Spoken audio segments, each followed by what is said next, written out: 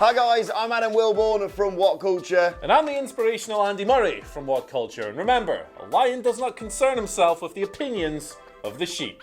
Tywin Lannister. Coming up, an NXT star got hit by a car. The latest on Sami Zayn dropping AEW's name. The bloke who attacked Bret Hart has gone to cut. Don't call him bitter, because Lars Sullivan doesn't have a Twitter. We've dug ourselves a hole here. This is the news. We're going to kick things off with a more serious matter that we should probably get out of our laughing fits for. A former Attitude Era star was arrested yesterday in Tampa, Florida for gun possession of a loaded weapon. The star in question is Terry Runnels. So I've got my notes here because you want to get the facts of a case like this right. You don't want to mess this up. So it's from TMZ Sports, who claimed that Runnels brought a Glock 9mm to Tampa International Airport. She was arrested trying to go through a security checkpoint. She was brought into custody. A $2,000 bond was set. Runnels had her mugshot uploaded online as part of the booking process, of course. She's obviously out now because she uploaded a Twitter video kind of explaining the situation.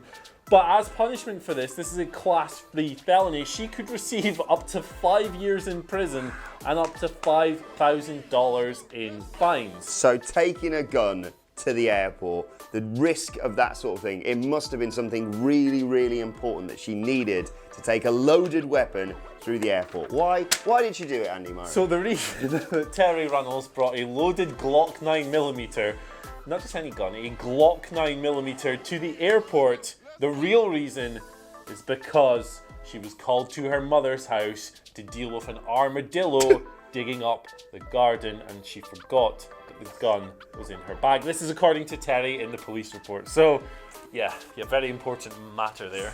I just love that. I mean, if it's an excuse she's made up, where she's pulled that from, I've got no idea. Yeah, I hope it isn't made up because it's quite a fun little story, apart from the whole getting arrested and possibly going to jail part of it, I guess. But she has said the whole thing was just like a big mistake. It was a big misunderstanding. She didn't realise she still had the bag. She posted quite a lengthy video to Twitter yesterday that you can check out if you really want to see it. Either way, this is just a weird little story to kick things off, isn't it? Terry Runnels versus an armadillo, main event of WrestleMania 36.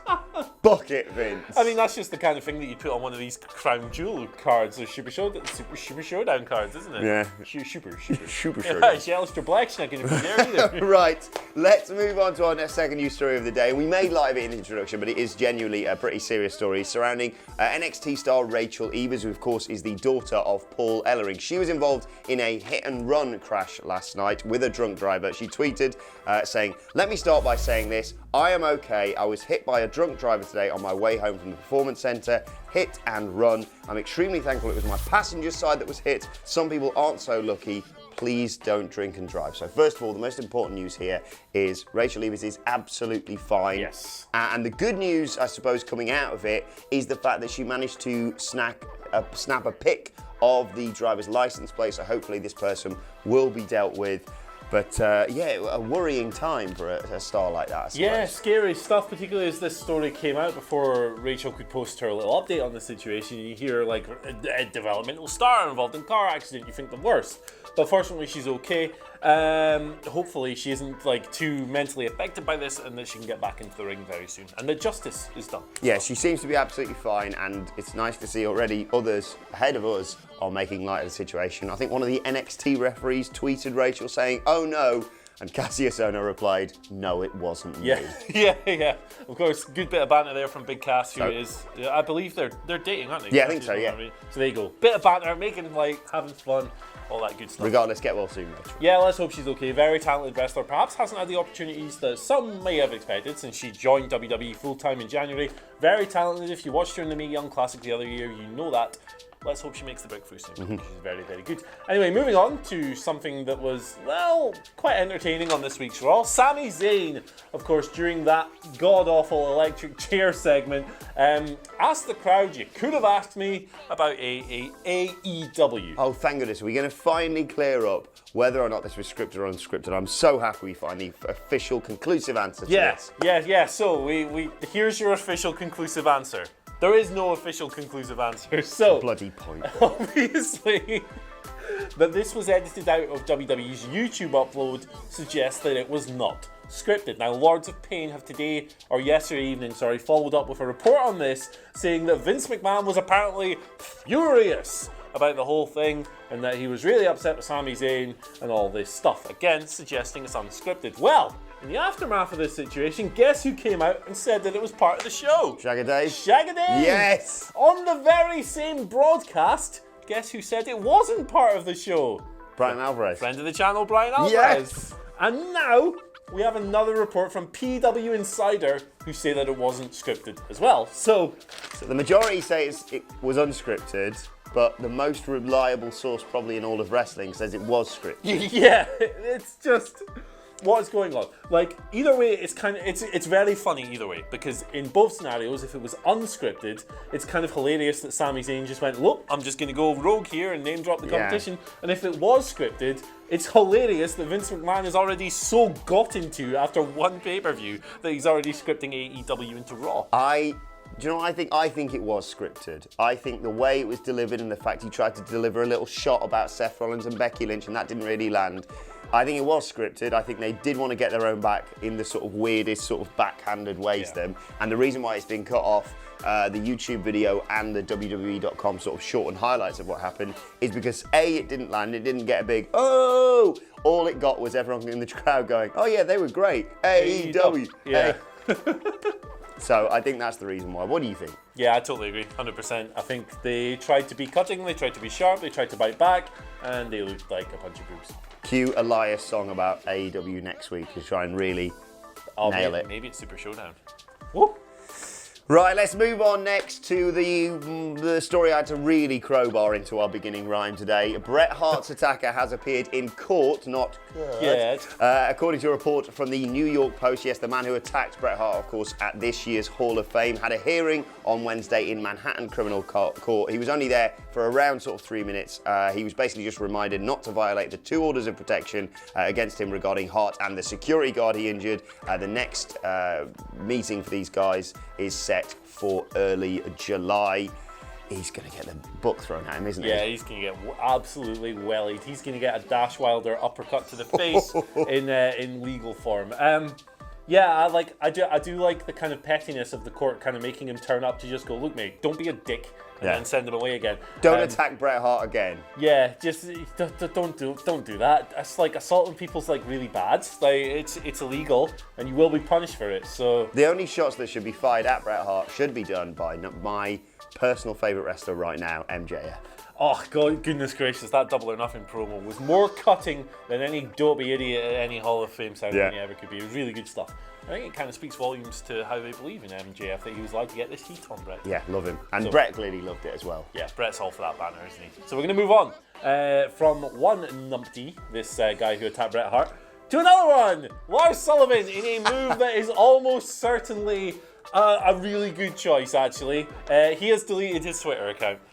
This is probably for the best. This was brought to the internet's attention by a Reddit user, Helluva Hunter, yesterday, who clicked on Lars's old profile that was at Lars SWWE and was greeted with a page saying this account does not exist. So, Lars has wiped out his social media presence after everything that's gone on this year, regardless of what you think of the situation and the controversies and the old forum posts and various other stuff. We can all probably agree that this is almost certainly a good move. Yeah, I think it's definitely for the best. I think his character doesn't need a sort of social media platform in terms of kayfabe, and I think, like you say, guarding against his previous tendencies, let's say, because a lot of this, of course, happened prior to him going to WWE. It's just best for him to not be on there, not to be on any, online forums or anything like that. Let him do his talking in the ring, because what he's done so far in WWE on the main roster has looked great. He's got that match, of course, the handicap match at Super Showdown, which I'm looking forward to him murdering the Lucha House Party. So yeah, I think this is best for everyone involved. Yeah, like 100%. And like, even from a creative standpoint, the big burly monster doesn't need a Twitter account to say stuff. Like, he's just a strong silent type. I know we've spoken about his promo work and how he hasn't really had that exploited on television yet, which is a shame because he's really good.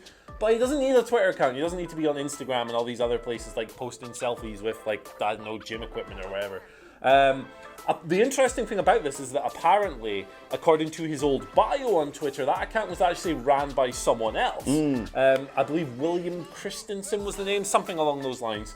But given that this guy's first response to the Reddit post, including the full list of all his bad forum posts from back in the day, was to tweet something stupid about snowflakes, yeah, it's a good decision. Let's hope we've been very fair to Lars when we've covered these stories. We've said let's hope that his sorrow and remorse are genuine and that he's able to turn it around. I think this is probably a big step in doing so. Yeah, look, he's been doing classes. He's been obviously speaking to the guys backstage. This could just be another part of like, you know what, maybe I'll take some time off social media just to take care of myself and concentrate on my wrestling. Absolutely fair enough. And best luck for Lars in the future, and best luck for Lucha House Party after they get murdered next Friday. They're gonna die. Let's move on to your Twitter questions. Don't forget you can send them to us at WhatCulture WWE. First question comes from Greg Alpha, who says, seeing the passion and drive of Moxley and the Moxley character, do you think Vince watched that back and thought, why didn't I just let him have a bit of creativity? We could have had this. Or do you think it's a rubbish idea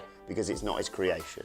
Yeah, I think it's probably the latter. Like, I think somebody or a wrestling promoter or a writer or whoever with any sense of self-awareness would have looked at that and thought, oh God, I was wrong about this guy. Particularly after listening to the Talk is Jericho podcast, which was really, really enlightening as to how Vince's mind works. But listening to that just kind of really hammered home the point to me that Vince is Vince. Vince is never going to change. He legitimately thought that Moxley was just this wacky pot plant hot dog cart guy who would tell crap jokes and make horrendous comments about Roman Reigns' illness. Ride a bloody unicycle. Yeah, I just don't think he has the self-awareness. Do you think he's listened to the podcast?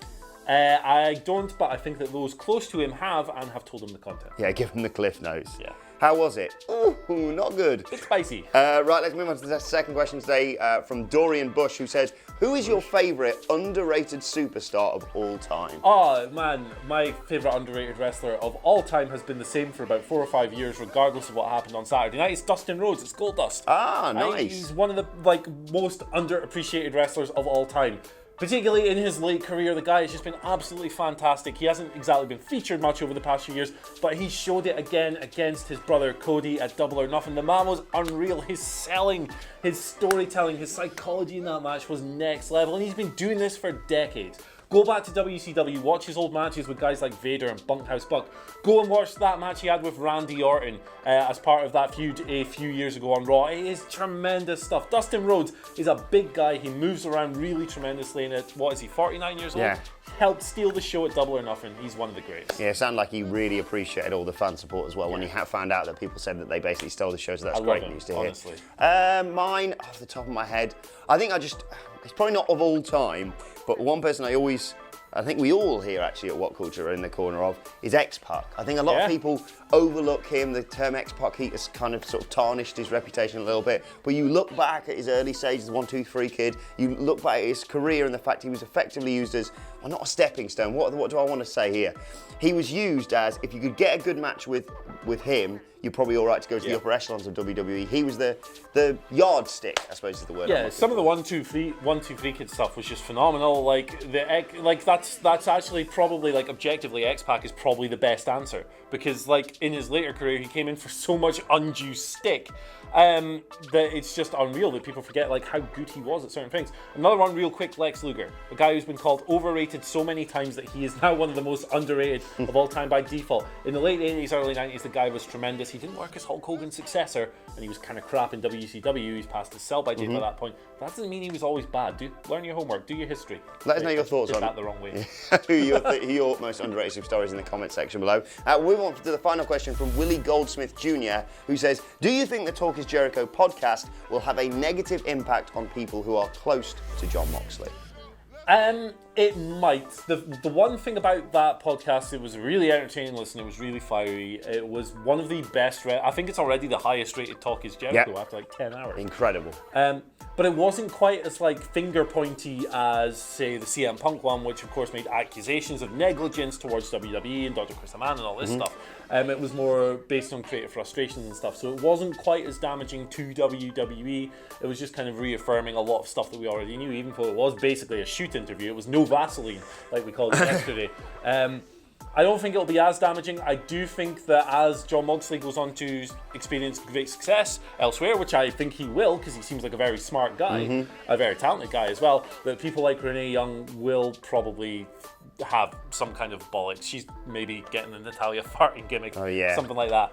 Like, I don't think they're going to punish people like Seth or Roman. Just God, no. Association with them. Imagine if they punished Roman and Seth. Like, imagine if they drove those two out of the company.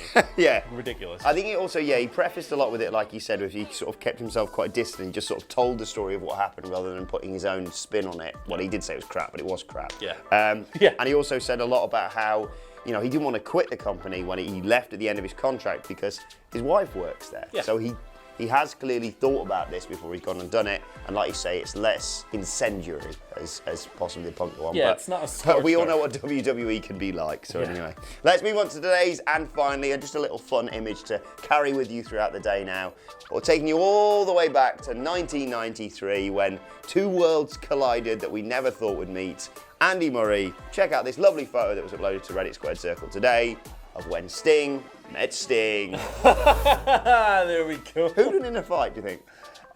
Real Sting, I reckon. Look at that. Wrestler Sting. Yeah, actual Sting. But he can shag for hours, so imagine his cardio in the ring. Yeah, he's hanging out with Shaggy these days as well. He is. Like the singer's Sting as well, yeah. Man. Shaggy running on the Sting versus Sting match. Or Shaggy special guest referee. Shaggy running, of course, when the referee goes, "Hey man, what you doing?" It wasn't me. Good. This is the banter you tuned in for. This is 500,000 viewers watched this crap yesterday.